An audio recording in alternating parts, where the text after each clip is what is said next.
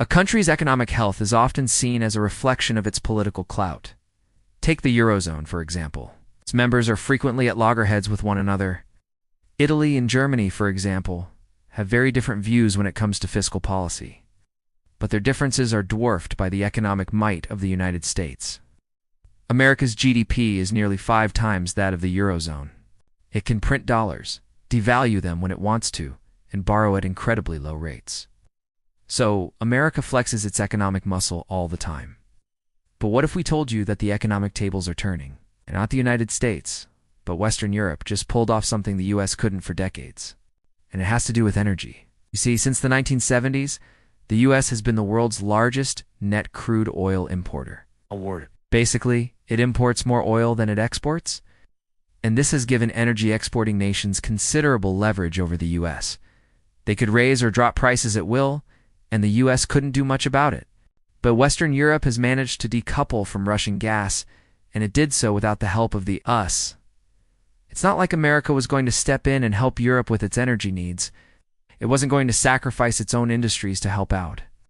But Europe managed to find other sources of energy, managed to build new terminals to import liquefied natural gas. It managed to do what the US couldn't for decades. And how much do you think they spent? According to one estimate, anywhere between 35 to 50 billion euros. Yeah, that's around $35 to $50 billion. And this is important for 2 reasons. 1, because it shows that the economic tables are turning. Europe is spending big to reduce its dependence on Russia. The political message is clear. If Putin thought he could pressure Europe into submission by weaponizing energy, he's wrong. 2, Europe's actions are forcing the US to rethink its own policies. Until now, the political message coming out of the White House was pretty straightforward.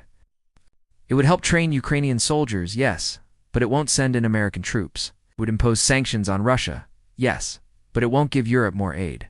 Basically, Europe was expected to foot a large chunk of the bill. But with Europe spending big on energy, the tables have turned.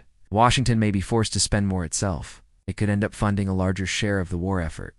Now, this is purely speculative, but reports are already emerging that America will help rebuild Ukraine. US officials are talking about a Marshall Plan for Ukraine.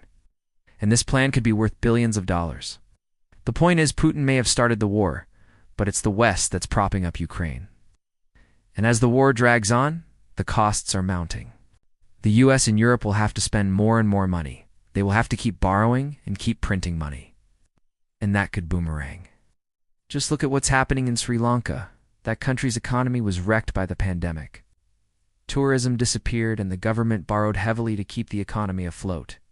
The debt burden became unsustainable and the country's gone bankrupt. The US and Europe may not be Sri Lanka, but the economic lessons are still relevant.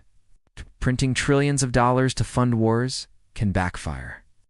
The US and Europe better watch out for that.